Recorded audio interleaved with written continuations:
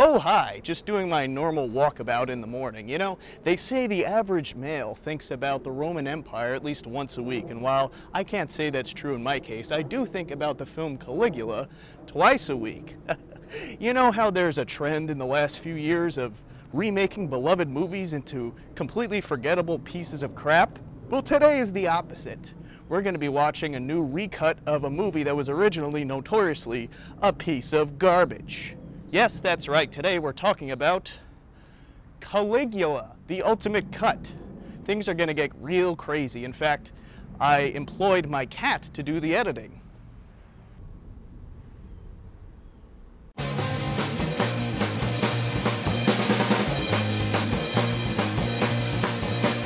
The most controversial film ever made. The worst film ever made. The most high-profile pornographic film ever made.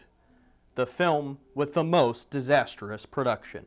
No, I'm not just saying random phrases. I'm referring to today's film, Caligula, or, more accurately, the new Malcolm McDowell-approved Caligula, the ultimate cut. Alright, so I may have been harsh in my previous evaluation of Caligula.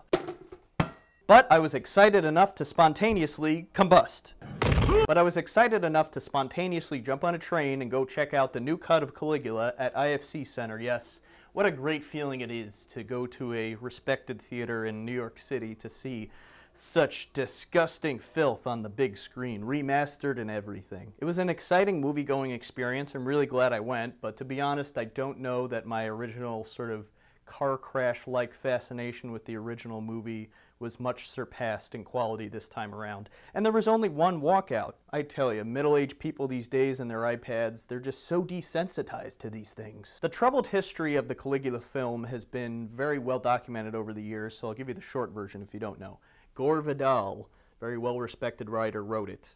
Tinto Brass, not as respected director, directed it. And you have world-class actors like John Gielgud, the knighthood rejecting badass known as Peter O'Toole, Dame Helen Mirren, for God's sakes, and Malcolm McDowell at the top of his game. Bob Guccione, or The Gooch as I call him, was the owner of Penthouse magazine and was the financier of the film, so after the fact he went back on his own volition and shot a bunch of second unit footage of hardcore, unsimulated pornography. And despite all its misgivings and the overwhelmingly negative critical response, it was a big hit, what with its bombastic display of decadence and cruelty. If you're already familiar with the original film, I would say watch this, and if you're not, this might be a good place to start, despite the fact that it is slower, longer, and even more indulgent, if you can believe that. And whereas the original cut is just way too all over the place, this one is much more calculated, but it's also a little bit on the long side. It was never easy for me to sit and watch the original cut of Caligula in one sitting anyway. That was kind of just something I would throw on and return to in parts. And with this new cut, I really found myself squirming in my seat, though that was partially because I really had to pee. But at least in this new cut, the film is able to spread out with more of the characteristic Gore Vidal subversiveness in the dialogue. Not a single frame from the original film appears in this, and all that really means is, yes, that's technically true, but it's mostly the same scenes, it's a lot of the same dialogue, but it's just new performances, different camera angles, different takes.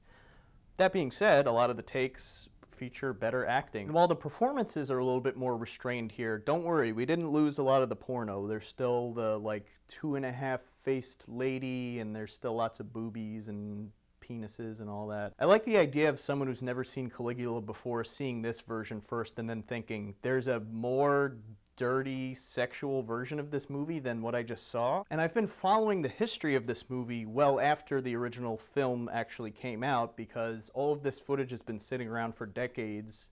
Different film scholars have insisted that there's a really great movie in there if we just recut it. And I remember seeing a documentary a few years ago. They were like almost at the finish line to get the rights to the film, and then it was suddenly blocked. And then one day, apropos to nothing, at least for me, I started getting ads for, hey look, there's this new great big gargantuan set of 5 different cuts of Caligula, and I'm like, I don't even want to know how much that cost. I just paid $20 for this damn thing. Used! I would say it's undeniable that this new cut has a better form Even some of the costumes and sets are able to shine, and definitely the performances and characters are better explored. It's still no masterpiece. It's kind of been transformed from disgusting sleaze to elevated sleaze. If you want to watch a movie like this that has less porno but is just as absurd, maybe slightly more artsy, I would recommend Fellini's Satyricon. I know, like me, you're not here to see a faithful retelling of the rise and fall of Little Boots. You want to see how depraved and barbaric it can get. So yes, this movie definitely lives up to the reputation that it leaves behind. You could definitely put it on the same list as these other movies that are all-time controversial movies that you watch just for the smut. You must excuse me, Senator Radon is now trying to vote me out as emperor in favor of a scratching post that he found on the side of the road. Until next time, and I mean this in the most uncorrupt way possible, you know who you are. Stay sexy.